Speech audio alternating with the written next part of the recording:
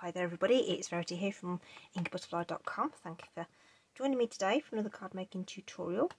And today we're using a new bundle from the annual catalogue. This is called Heavenly Hollyhocks, and we've got the layering Hollyhocks dies here.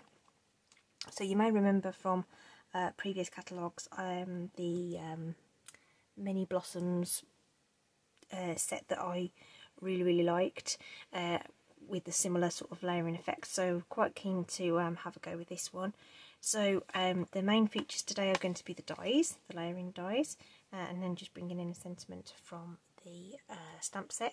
It is a photopolymer set, 15 stamps there, and these wonderful great big dies. So we've got the large element here that layers up. There's also some extra leaves and foliage to go there as well. You've got some little individual blooms that you can use, and then there's this smaller layered motif as well.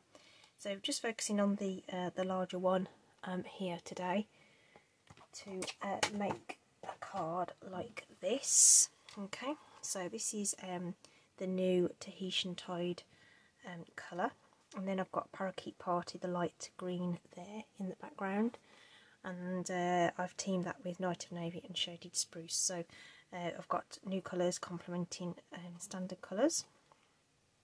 Okay, so this is what we're going to replicate, and of course I do like to give you a different colourway, sticking with the Shaded Spruce but bringing in Granny Apple Green instead for the foliage. So these are all core family colours. And then I decided to go with Blackberry Bliss and Melon Mambo as the colours I'm going to use for the florals. Okay, so that's what we're going to do. Okay, right, so just to save a little bit of time, I've already die cut both of the those large dies there. Okay, nothing special there, it just wanted to get them out, done, and all the bits poked out so that you weren't watching me do that. So they are just cut in plain white cardstock. There is no magic chemistry or anything there, and of course I use my Stampin' Cut and Emboss to do that, to get these lovely die cuts. Okay, just pop that to one side just so that you can see. I'm going to bring in some grid paper. I love this small grid paper to work on. Helps with stamping, positioning, keeping my desk clear without using the great big pad. Okay, so, and you get loads on a sheet. This is the only pad I've ever had, and still got plenty of sheets on there. Not sure how many sheets you get, but there's loads, and I use it to death. I mean, you know, I've got a cleaner sheet here to help you see it, but I try and use it as much as possible, get the most out of it. Okay, so with our bottom layer then, this is where we use our light coloured inks, alright? Okay, so in this case that's going to be the Melon Mambo and the Granny Apple Greens. This is what we're going to apply first, and we're going to use the blending brushes for this. Could also use a sponge dauber if you wanted to, so there's your choice sort of thing. Decide which method you would prefer. The daubers would probably give you a little bit more control, but as it happens I actually quite like a little bit of the randomness that you get with the brush. So this Melon Mambo really is being directed at these larger flower centres. Okay, so there's a layer going over the top, so not super concerned about things going on other bits and pieces, but again, that sort of random look I don't mind too much. So like I say, you can choose your weapon for your ink blending if you want to use something else. And then just grab another one. So I have my brushes. I've only got how many have I got? I've got about a dozen. But I sort of have a light and a dark for each sort of colour. Excuse me. Excuse me. So greens, for example, here's my lighter green one, and then I've got another one that's got the darker tones on it. So that one will be coming out in a minute for the other ones. Okay, so just sort of, that's kind of how I've gone about it. And I built the collection up, just rubbing the brush over the top to add the ink. So I've just collected the brushes over time as I've required them. And of course, another good way to get those into your collection without them costing any money is by using Stampin' Rewards. So if you place an order that's above £150, you'll qualify for Stampin' Rewards, which is 10% back. And that's another way you can potentially get these in your stash.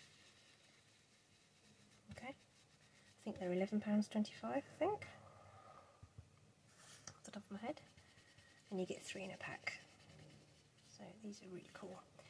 Okay, so there we go, going over with the Granny Apple Green, and I hope you sort of realised what I was doing there while I was yakking at you. Okay, just going to cover that bottom bit. Most of it gets covered with the other layer, but it just gives you a finished look. Okay, so it looks kind of splodgy and whatever, but I think this is the look that we're trying to achieve, really. As I say, if you wanted something a bit more controlled, you could even use markers or something. I'm just trying to put that back in my little stand. Or something as well. Okay, and you might want to, you know, if you wanted to colour these flowers adorable, would give you a little bit more accuracy. Okay, alright, so that's that layer, and then we're going to bring in our finer layer, which we're going to use our darker inks on. Okay, if I twizzle that around a little bit. So let's pop away those two colours, and then we've got our Shaded Spruce and Blackberry Bliss there. Okay.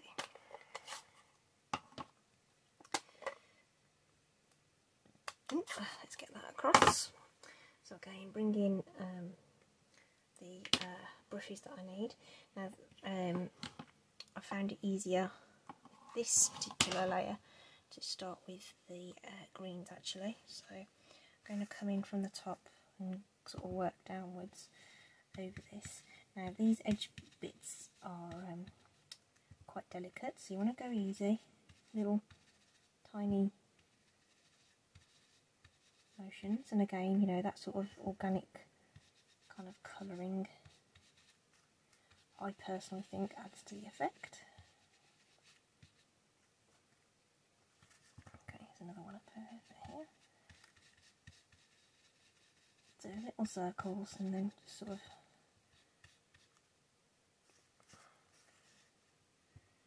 straighten it back out again.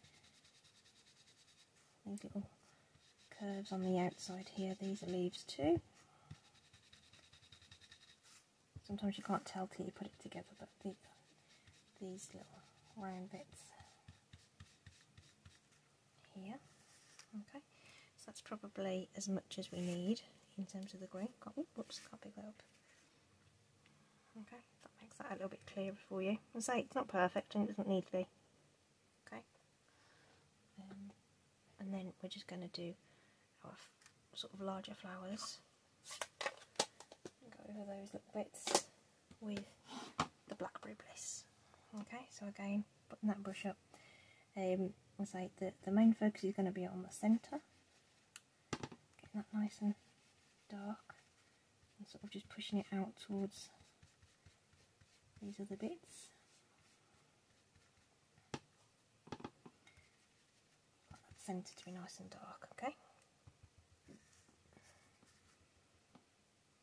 This one next. Try not to stick my fingers into too much ink. Guarantee I'll pick it up and drag it somewhere, but I don't want. And it's just this one on the side here. And then just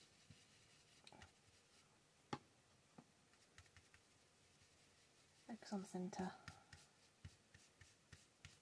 Just brush over the edges a little bit there. Okay, not too bad in terms of getting messy.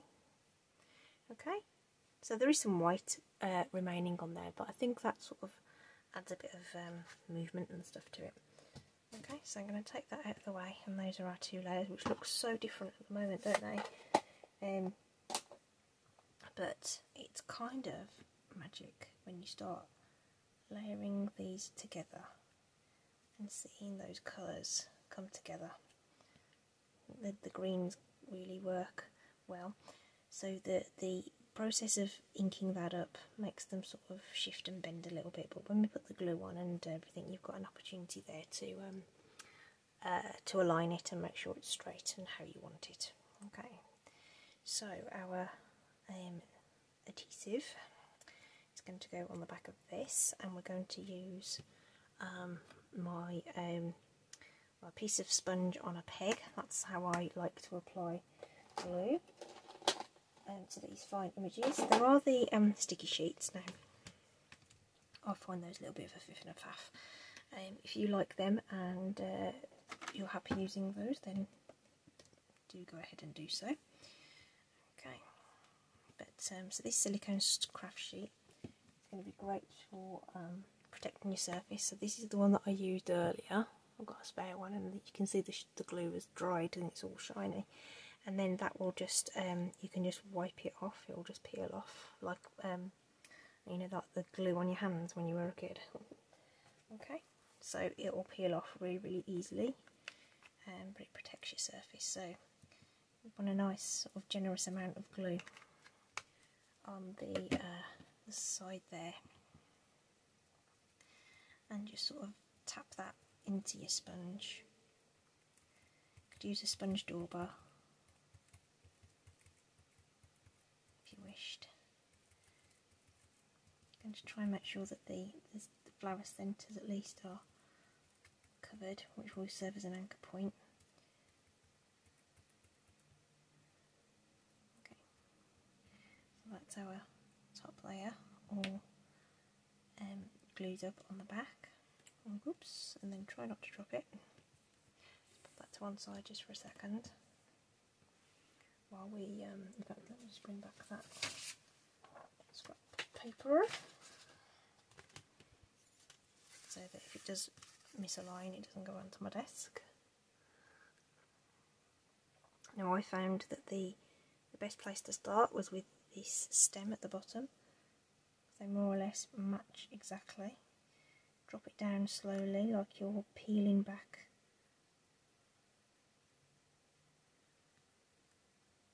something, kind of like an adhesive sheet or whatever, and then just let it drop down and just coax it slightly. Because the glue is thin, it will dry quickly, but you've just got a few seconds just to make sure it's in place, and then press it together with your thumb and forefinger there. Okay, and that is that. Cool, I like it. Okay, and then for sticking it down, I'm just going to use a white, what I call a full card layer. Now you could use your sponge on here, but there's enough, I call them anchor points, to get your glue into there. Okay, so I'm just going to use those larger areas around the flower centres. She says if the glue will come out. Okay.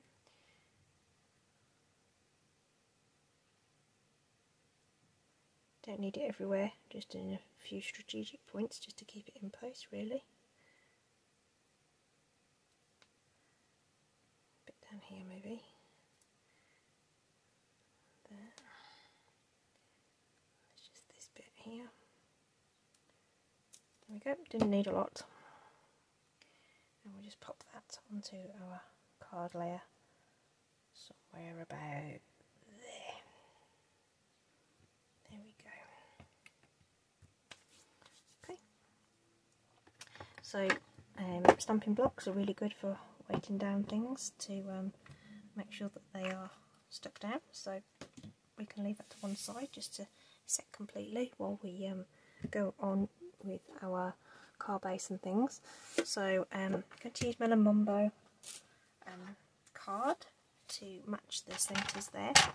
This is a sheet that I've got lurking in my scrap bin. I'm just going to check it's the right width, which it isn't quite, so I cut my cardstock at 4 1/8. So when you cut it once, there's always just that little bit of extra to cut off the other half to make it the right card base width. And then we're going to score that at 5 7/8 of an inch, so just take that just to there. And we're going to use the lighter blade. It's not really a blade, I don't want to call it a blade because it's a scorer, because it doesn't cut. But the light blade there scores it up and down a couple of times, and you get the little score line. Hopefully you can see that. And push away from the score line, and then you can crease that down, okay, and burnish it really well, which is really important when you're doing a top folding card, as I do. So that sharp crease means that it won't topple over, even on a slippery surface. So this is like a really slick surface, but it'll stay up, okay, if that crease is nice and sharp. So that's the card base done, and then we just need a strip of cardstock, and we'll just grab this this one here, just to take a 3/4 of an inch strip off. Oh, sorry, that's not a 3/4 of an inch at all. I thought that looked a bit skinny, but I thought, no, don't be daft. It's 1/2 inch is what it's probably what I need. I thought it was skinny. Right. So when I'm doing the smaller measurements, it's quite nice to have the larger butt bar and then cut against this bit and use these measurements, okay? Alright, so that's another little tip there. It's quite useful having those on the other side, like that. So I'm just going to pop that away and say this little skinny strip is going to be what we use for our sentiment. So that's going to be in the Blackberry Bliss, and that is our Many Thanks sentiment, which has come from the same stamp set here. It's nice plain font, and sometimes you just want something nice and bold and simple rather than anything too fancy. So I've already got this mounted up. This is one of my favourite blocks, so I use D blocks and H blocks loads. So I find the D blocks, which are the ones that are holding down my my gluing at the moment, they fit the vast majority of the larger images. And then this H block, I'm just cleaning that stamp, sorry, just give me 1 second. That H block is brilliant for sentiments. This is quite a small one, but even some of the bigger ones, it's perfect. Really like it. And then rather than mess about doing anything fancy with the end, you can just cut it off at an angle, or you could use one of our topper punches or whatever to cut something interesting in the end there. But I'm just going to snip that off at an angle because it's really quick, easy to do, but just gives you something else to look at. Okay. Whoops a daisy, let's put those away where they belong. So all we need to do now is just stick that together. So my preference for the layers is always going to be Stampin' Seal, because it's quick, easy and clean.